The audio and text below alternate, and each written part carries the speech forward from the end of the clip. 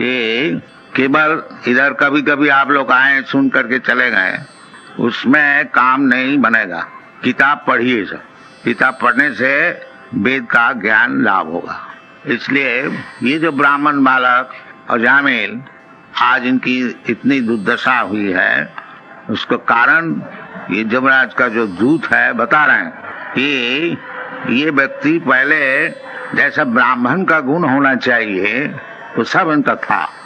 क्या है न, सुत संपन्न, अच्छी तरह से वेद का ज्ञान सुना हुआ था। संपन्न माने आखिरी तक सुना था 4 वेद का विषय में।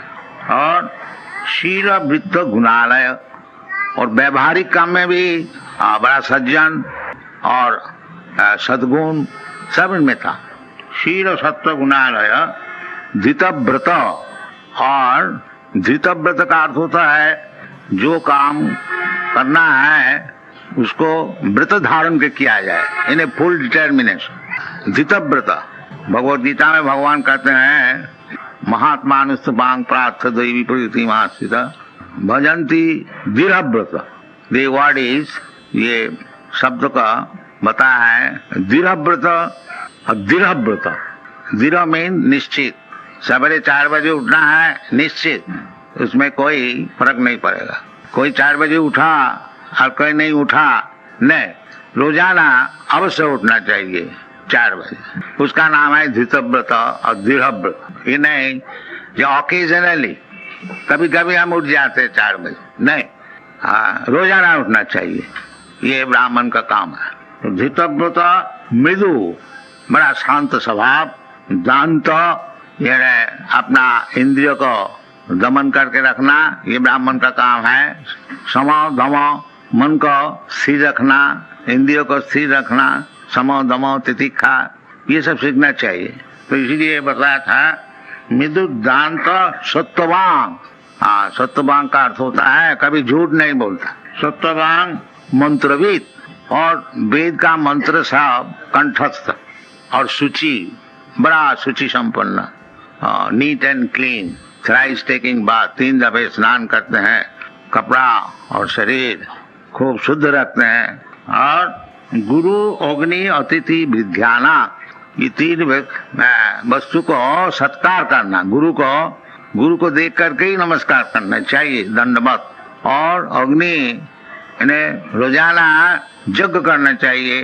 और अतिथि, कोई व्यक्ति अचानक घर में आ जाए उनकी सेवा करनी चाहिए। और वृद्धानां, और विशेष करके वृद्ध व्यक्ति को खूब अच्छी तरह से सम्मान करना, उसको संतुष्ट करना, ये सब गुण है।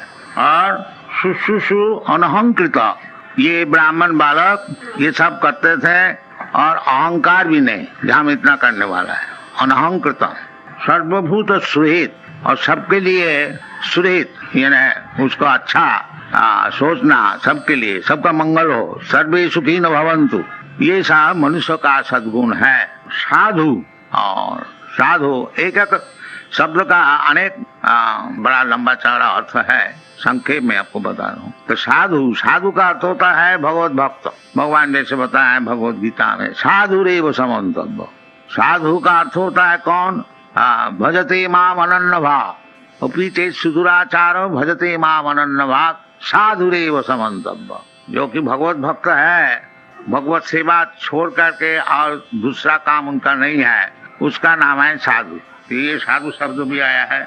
मितवाक, और ज्यादा अनशन भक्ता नहीं। ये भक्त का उचित है कि केवल भगवान का ही नाम कीर्तन करें।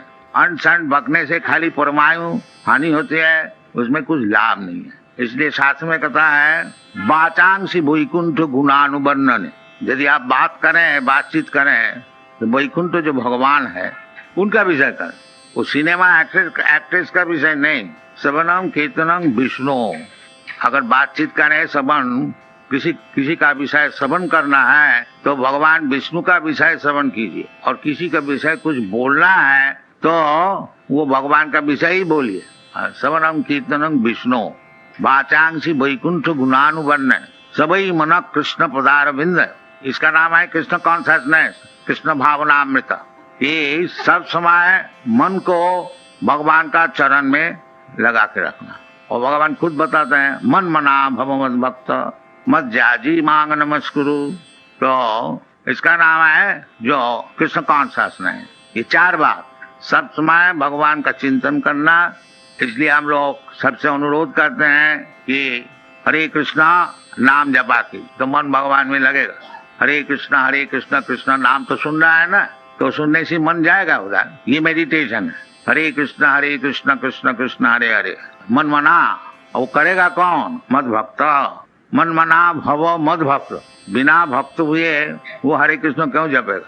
तो मन मना भव मद भक्त मद जाजी, मुझको पूजा करो। इसलिए भगवान खुद आए हैं मंदिर में। खूब अच्छे से सजाओ, भगवान को फूल चढ़ाओ, भगवान को भोग लगाओ, प्रसाद खाओ। ये सब शास्त्र में विधान दिया है। मन मना भव मद भक्तो मद जाजी मांग नमस्कुरु। अगर कुछ नहीं कर सकते हो, एक दफे आकर के नमस्कार करके जाओ। बहुत सरल है, कोई मुश्किल नहीं है। बाकी हम लोग करने को नहीं चाहते। हम लोग कहते हैं चलो जी मंदिर में जाके कर क्या होगा, चलो रेस्टोरेंट में चलो, एक कप चाय पिया जाए, बीड़ी फूका जाए। ये सब दुर्दशा क्यों ना हो? तो शास्त्र में जो विधि है उसको हम लोग मानते नहीं, उसको उल्लंघन करते हैं, तो उसको कभी सुख मिल सकता है नहीं। जशास्त्र विधि उत्सृज्य वर्तते कामकारतः न सुखं सवानति। उसको कभी सुख नहीं मिलेगा। शास्त्र विधि को उल्लंघन करेंगे और हम सुखी रहेंगे, ये संभव नहीं है। तो ये बालक, ब्राह्मण बालक, ये युवक 20-25 बरस उम्र, ये सब चीज सीख लिया था। ब्राह्मण का घर में जन्म लेने का उपकार क्या है? दूसरे को सीखने पड़ता है। और ब्राह्मण का घर में जन्म होने से पिता माता का आचरण देख कर ये खुद ही सीख जाता, ये उपकार है। और ब्राह्मण का घर में जन्म हुआ और पिता माता का भी ब्राह्मण का आचार नहीं है, तो बालक कैसे सीखे? और उसको सिखाया भी नहीं जाता स्कूल कॉलेज में भी, तो ये पतन हो गया। तो पतन होने का बहुत कारण है, और एक कारण ये बता रहे हैं कि एकदा असौ, वो जो अजामिल ब्राह्मण कुमार एक दफे बनंग जात, वन में गया था। ये एक दिन नहीं, ये ब्राह्मण का काम है जो वन में बगीचा में जा करके भगवान के लिए सब पुष्पादि संग्रह करे। भगवान बोलता है पत्रम पुष्पम फलम तोयम जो मी भक्त्या प्रयच्छति। भगवान को अर्चन करने के लिए कोई ज्यादा खर्च नहीं है। जो खर्च कर सके वो खर्च करे खूब अच्छी तरह से, और जिसका पास पैसा है नहीं, खर्च नहीं कर सकता है, उसके लिए भगवान राजी है। जो थोड़ा सा पत्र हमको दो, थोड़ा सा पुष्प हमको दो। भगवान नहीं बोलता है जो हमको ये सोना के थाली में लूची पूरी कचौड़ी लिया कर। भगवान खाने का बहुत है, उनको खाने के लिए कोई अभाव नहीं है। उनको कहता है चिंतामणि प्रकर सदमसु कल्प वृक्ष लक्षावृतेषु सुरभिरभिपालयन्तम लक्ष्मी सहस्र शत संभ्रम से भगवान की सेवा करने के लिए शत सहस्र हजारों लक्ष्मी गॉडेस ऑफ फॉर्चून सब सेवा करने के लिए तैयार। तो भगवान का कुछ अभाव नहीं है। भगवान ये बम्बई में जुहू में आके बैठ गए हैं, जो बेचारी खाने को है नहीं, इधर आपसे मांगने को आया, ये बात नहीं। बात यह है कृपा करके आए हैं कि आप लोग मन मना भव मद भक्त मद जाजी मांग नमस्कुरु, ये सुविधाएं आपको देने के लिए आए हैं। और आप लोग चाहते हैं ये मंदिर किसी तरह से नहीं बने, भगवान इधर बैठ नहीं सकते, ये आपकी प्रतिज्ञा है। भगवान बेचारी आए हैं आपको सुविधा देने के लिए, और आप लोग कृत निश्चय है कि इधर मंदिर को होने को नहीं देंगे। जब कीर्तन होए पुलिस में एप्लीकेशन दो, और पुलिस साहब कहें कि कीर्तन इज न्यूसेंस, तो ये परिस्थिति है। इसका नाम है कलियुग। जो भगवान कहते हैं जदा जदा ही धर्मस्य ग्लानि भवति भारत तदात्मानं सृजामि हम। ये धर्म की ग्लानि जब होए तब हम खुद आते हैं कि हमारा कोई परम भक्त को भेजते हैं तो उनको उद्धार करने के लिए, और वो बेचारी आए भी तो आप लोग उसको बैठने को नहीं देंगे। ये परिस्थिति है। तो ये बालक ब्राह्मण बालक, ब्राह्मण का सब गुण वो सब लाभ किया था, परंतु एक दिन एकदा वन जाता, वन में जाने के समय इसलिए वन में जाते हैं ना, पितृ संदेश के द्विज।